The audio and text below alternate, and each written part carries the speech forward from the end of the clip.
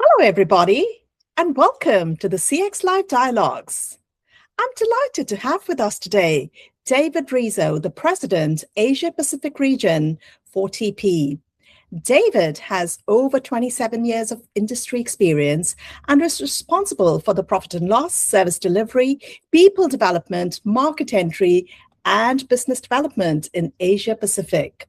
Dave has successfully established TP as the premier AI and EI-driven digital business services and customer experience partner for multinationals and globalized brands in the region, winning multiple awards for its excellence and innovation.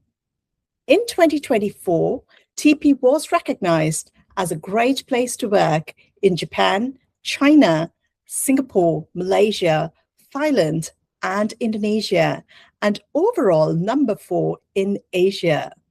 Welcome, Dave. It's a real pleasure to have you with us today. Thank you, Ayesha. It's my pleasure as well. I think out of everything in that introduction, the only thing I heard was 27 years, so it's been a little while. Indeed. Well, with the depth of experience that you have, Dave, I'm sure our listeners would like to really understand a bit more about some of the challenges that are keeping them awake at night, especially in the midst of the AI evolution that we're going through. So I guess I'd like to start off with the first question being, with this continuous integration of AI in customer service, what strategies do you recommend for organizations to strike that right balance between automation and maintaining a personalized human touch in their interactions with customers? Yeah, it's a tricky one. I think balance is tricky in itself as well when trying to define it, because every business is so unique in what it needs and what that mix of technology or AI and human interaction looks like is not the same one-to-one, apples to apples. It's orchestration. It's really who handles what, when, and why.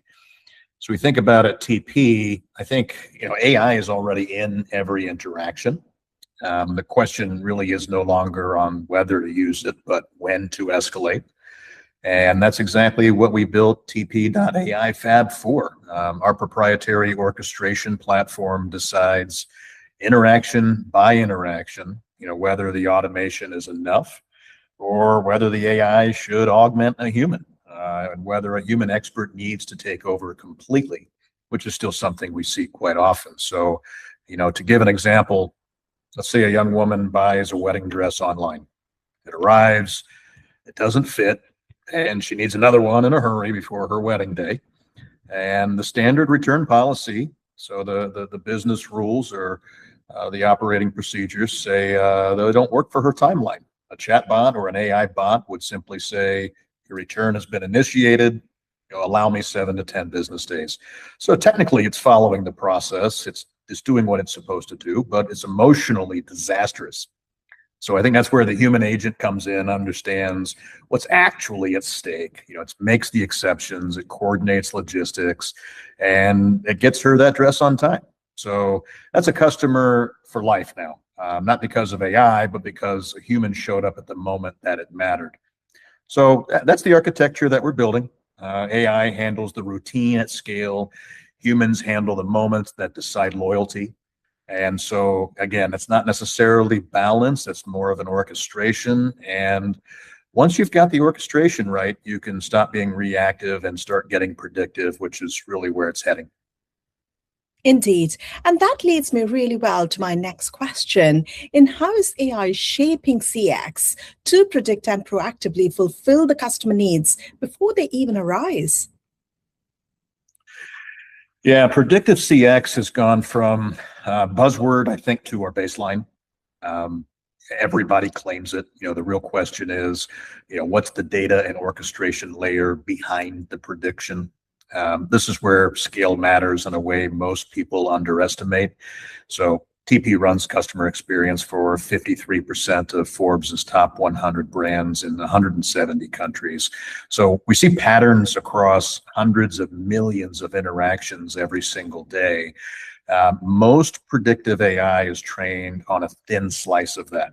Ours isn't. So there's a single advantage that compounds, but seeing the signal, I think, is really only half the work. The harder the question really is what to do with it. So PP.AI Fab doesn't just predict what a customer is about to need. It really decides the resolution path in the real time. So anticipate the need, identify the intent, route to automation, and then it's a hybrid or it's a human-based expert, depending on the situation and what it really requires. So like in this one, I think a practical example would be, say in retail, we can anticipate cart abandonment before it happens. And then you can trigger a proactive AI conversation and then escalate to a human if the customer is high value or showing distress signals. Again, thinking about loyalty. And the same architecture works for predicting churn in, say, telco, flagging a fraud risk in banking, and anticipating billing disputes before they're even raised. So the future, I think, is not necessarily the AI predicts needs. It's that AI predicts needs and knows whether the right answer is fully automated or deeply human. So again, orchestration, I think that's the differentiator, and it sounds elegant, but predictive AI only works if you're disciplined about where to use it, which is honestly where a lot of brands are still getting it wrong right now. Indeed.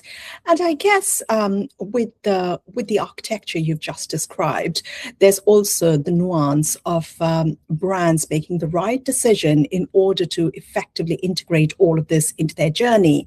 So what is the single biggest mistake that you see brands making when they like to embrace AI in their customer experience right now? Yeah, there's a few. We kind of hone in on, I don't know, single. The biggest one is probably treating AI as a cost cutter and not a capability. Uh, AI doesn't kill customer experience. Lazy use of AI does. We've probably all seen some of that already. But a pattern that I see again and again is a brand deploys AI everywhere it can. The average handling time goes down. The cost to serve goes down. So tick some of the boxes.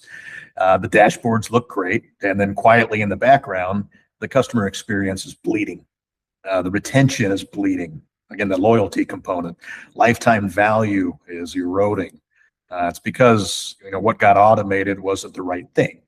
So I think the trap is automating the empathetic moments, the canceled flight, the emotional things that really require that proper interaction, the medical question, the customer who's already frustrated. When you're coming in frustrated and then you're having an interaction with that automation, that's a quick way to elevate the frustration in a hurry. So I think those are the moments where loyalty is decided. They're the moments AI is least equipped to handle alone. You automate them, you save 30 cents on the call, or maybe lose your customer for life. And so if I think about TP and where our AI fab starts from the opposite question, most platforms ask, what can we automate? And then we ask what we should never automate. And then we route accordingly. So in that discipline, knowing what to leave human is really the product. So I'll borrow a line that was used last week at Money 2020 in Bangkok, because I think it lands here too. More automation really isn't a strategy. More is just more. The brands winning with AI and CX aren't the ones automated the most. They're the ones who decided what to leave human. And that's the discipline I think most are missing. And as agentic AI takes on more of that routine work, the discipline question becomes a strategic question because the contact center itself is completely changing its shape. Indeed. And that's such a nice way to summarize it, Dave. And that leads me to my final question, that as agentic AI takes on more of these interactions, and you've just kind of, drawn into the human side of things as well, but how does the role and economics of the contact center change with this agentic AI evolution? Yeah, so agentic AI itself doesn't shrink the contact center. It really is changing its purpose from a cost center to a growth engine. So here's the shift. The traditional contact center P&L was built around, fundamental cost units, cost per call, AHT, cost to serve, and occupancy. And when AI absorbs the routine 60 to 70% of interactions, the remaining 30 to 40% now higher value, higher stakes, and higher complexity. So they need a fundamentally different operating model, and they generate fundamentally different value. So the metrics are changing along with it.